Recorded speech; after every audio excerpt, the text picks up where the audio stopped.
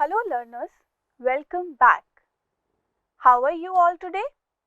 I hope you all are healthy and happy. You all must be wondering why I have covered my eyes. And also, I'm going to use only one hand from now onwards. So, these two things that I have devised for this particular class is an experiment.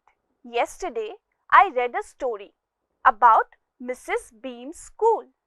It was not an ordinary school, a different kind of school, rather a special one. And she used certain methods to make her students more thoughtful. So why not try it for myself? Let me first take your attendance. Oh no, it is very difficult to do anything with my eyes closed and with only one hand. Let me first remove this cloth. It is very difficult for me to do anything with just one hand and my eyes covered. So students, you learned if we lose any of our five senses, it is very difficult for us to do anything. Today, we are going to study a similar kind of story, a story about a special kind of school. So, let us read the story first. A Different Kind of School, written by E.V. Lucas. E.V. Lucas was born on 12th June 1868 and died on 26 June 1938. He was an English humorist, essayist, playwright, biographer, publisher, poet, novelist, short story writer, and editor. The story, A Different Kind of School, addresses an important social concern. It sensitizes our children about differently abled students. Its aim is to make our children appreciate and understand somebody's misfortune and encourage them to provide help. In this school, each term, every child has to play different types of games like one blind day, one lame day, one deaf day, one dumb day, and one injured day. Let us now read the story. I had heard a great deal about Miss Beam's school, but not till last week did the chance come to visit it. When I arrived there was no one in the sight but a girl of about 12. Her eyes were covered with a bandage, and she was being led carefully between the flower beds by a little boy, who was about 4 years younger. She stopped, and it looked like she asked him who had come. He seemed to be describing me to her. Then they passed on. Miss Beam was all that I had expected. Middle-aged, full of authority, yet kindly and understanding. Her hair was beginning to turn grey, and she had the kind of plump figure that is likely to be comforting to a homesick child. I asked her some questions about her teaching methods, which I had heard were simple. No more than is needed to help them to learn how to do things. Simple spelling, adding, subtracting, multiplying, and writing. The rest is done by reading to them and by interesting talks, during which they have to sit still and keep their hands quiet. There are practically no other lessons. The real aim of this school is not so much to teach thought as to teach thoughtfulness, kindness to others, and being responsible citizens. Look out of the window a minute, will you? I went to the window.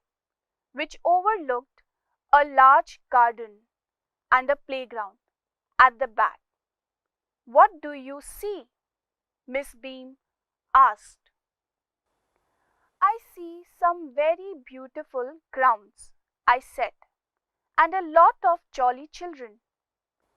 It pains me, though, to see that they are not all so healthy and active looking. When I came in, I saw one poor little girl being led about. She has some trouble with her eyes. Now I can see two more with the same difficulty. And there's a girl with a crutch watching the others at play. She seems to be a hopeless cripple." Miss Beam laughed. "Oh no," she said, "she's not really lame. This is only her lame day. The others are not blind either. It is only their blind day." I must have looked very surprised, for she laughed again. This is a very important part of our system to make our children appreciate and understand misfortune. We make them share in misfortune too. Each term, every child has one blind day, one lame day, one deaf day, one injured day, and one dumb day.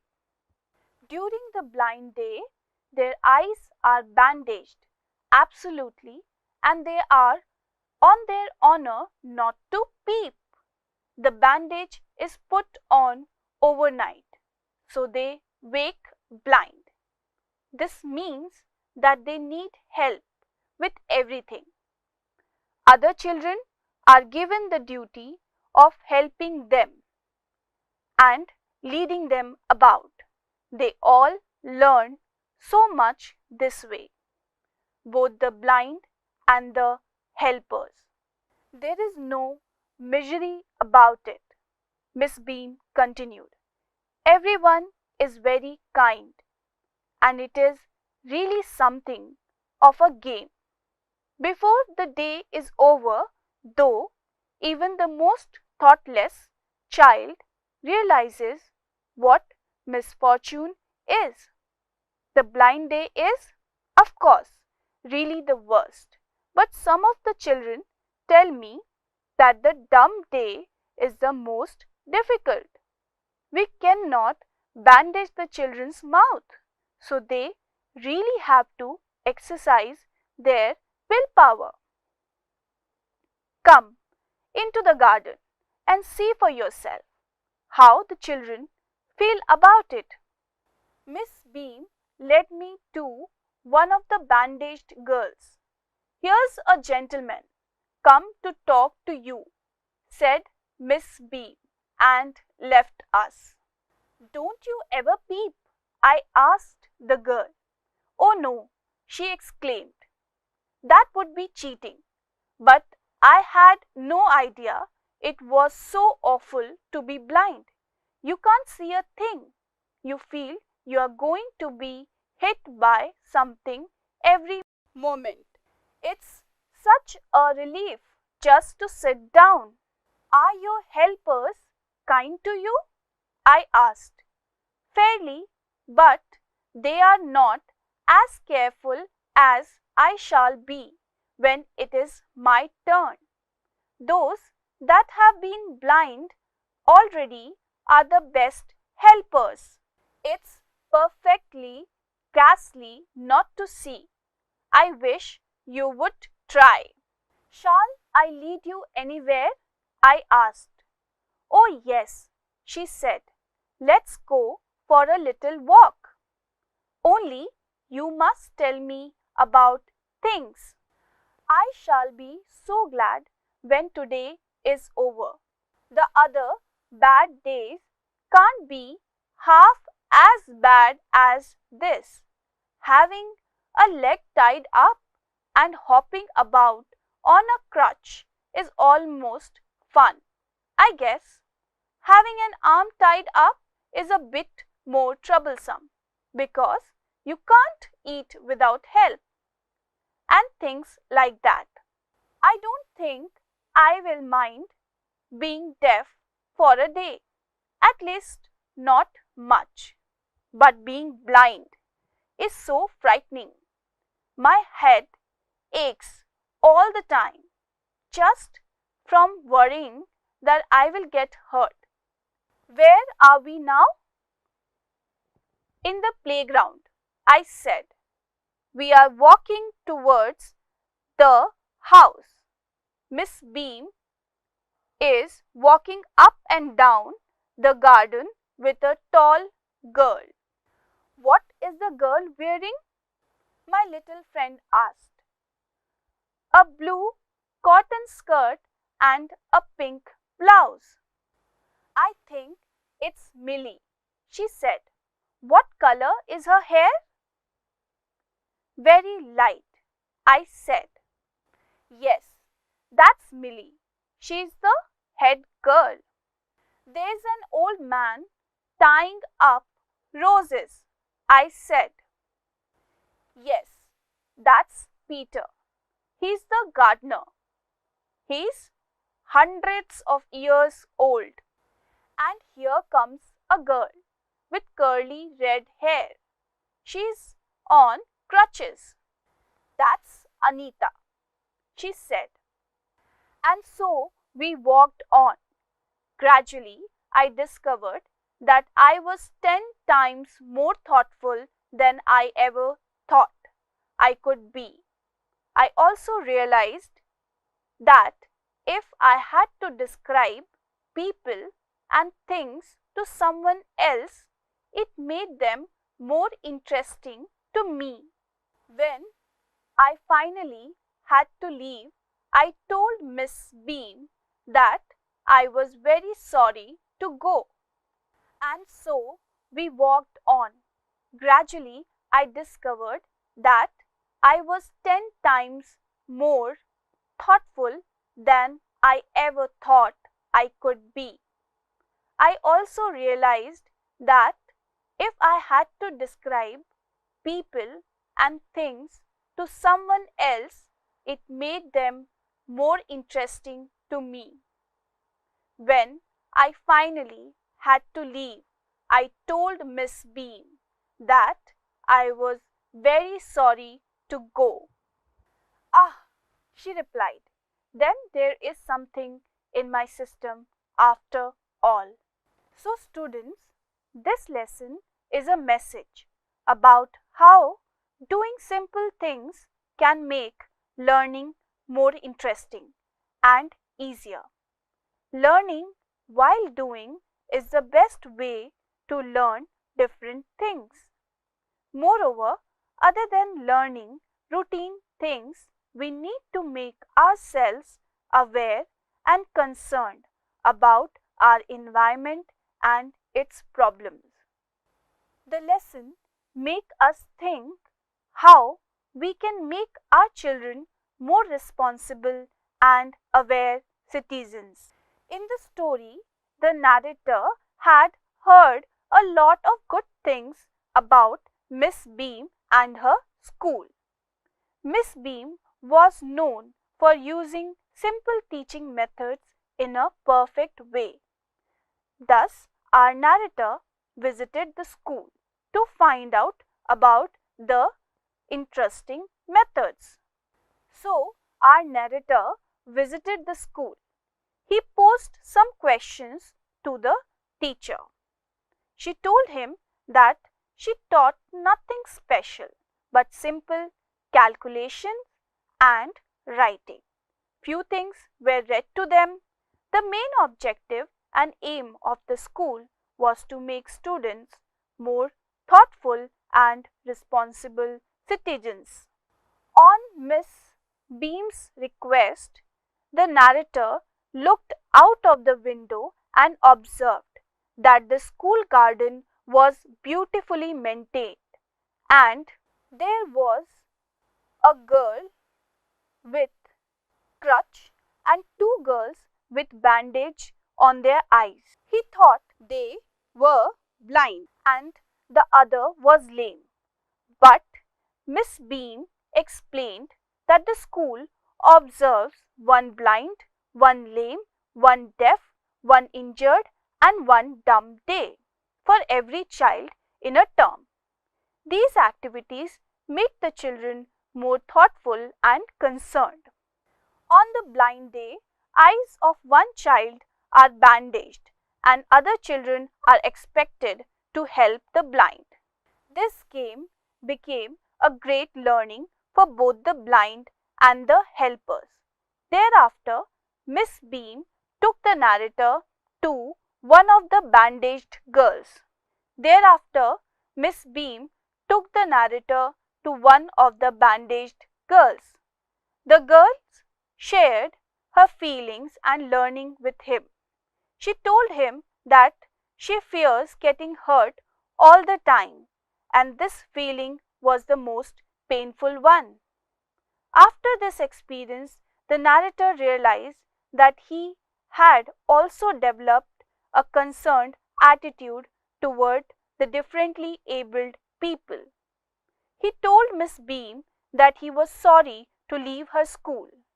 She felt happy to know that the system in her school was good and her teaching style and way of imparting values did make a difference. So, students, let us now revise the story. In the story, we learned that they observe one blind day every term. During the blind day, the bandage is put on by a child overnight, so they wake blind. This means that they need help with everything they do. During the blind day, their eyes are bandaged, absolutely, and they are on their honor not to peep. Other students are given the duty of helping them and leading them about. They all learn so much this way, both the blind and the helpers. Thus, even the thoughtless student realize about the misfortune of others. Next, we read that the school observes one lame day and one dumb day. On lame day, students took the lame day as a very funny day. Students tied each other's legs and then hopped in the school. Hopping on a crutch was almost fun for them. Sometimes an arm was tied up, but it was more troublesome as one cannot eat without help. Dumb day. This day was known as Speechless Day. Students did not have to speak a single word. They really had to exercise their willpower.